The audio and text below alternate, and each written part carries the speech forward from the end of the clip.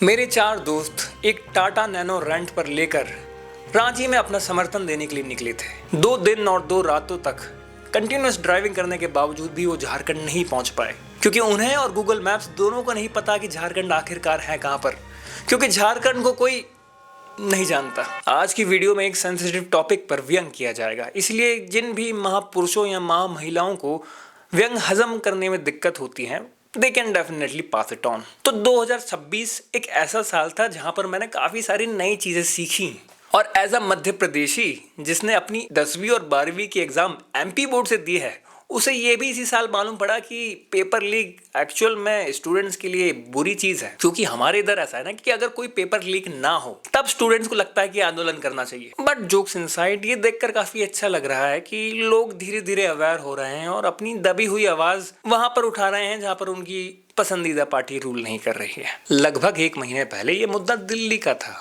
मामला paper leakage का। Student issue को पॉलिटिकल इशू बना दिया गया। विपक्षी नेतागण अपनी राजनीति चमकाने के लिए स्टेज पर जा पहुंचे, जबकि सत्ताधारियों ने स्टूडेंट्स की जम के गैसलाइटिंग करी। उन्हें एंटी ये एंटी वो ये सब घोषित कर दिया गया।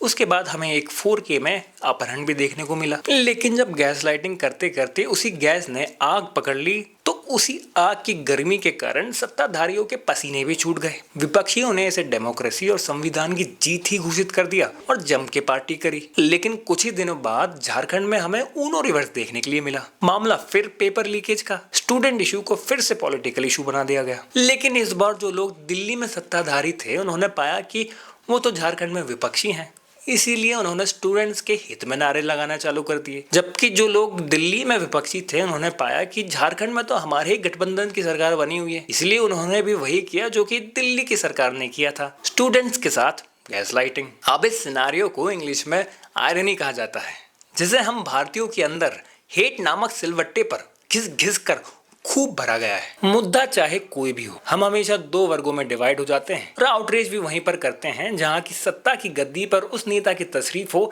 जिसको हम चाटते नहीं हैं। पत्रकार अगर ये चीज करे तो उसे चाटुकार कहते हैं। आम नागरिक अगर ये करे तो उसे अंधभक्त या फिर चमचा। और इन सब के बीच जो असल मुद्दा होता है वो वहीं का वहीं धरा रह जाता है, जिसे हम फिजिक्स की भाषा में जीरो डिस्प्लेसमेंट कहते हैं। अब ये वीडियो देखने के बाद कुछ लोग मुझसे भी ये पूछेंगे कि मैं किस पार्टी के साथ हूँ, तो मैं उन्हें ये क्लियर कर देना चाहता हूँ कि मैं सिर्फ एक ही पार्टी के साथ हूँ, और वो है दाल बाफला की पार्टी।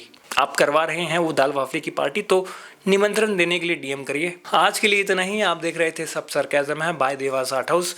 Thank you.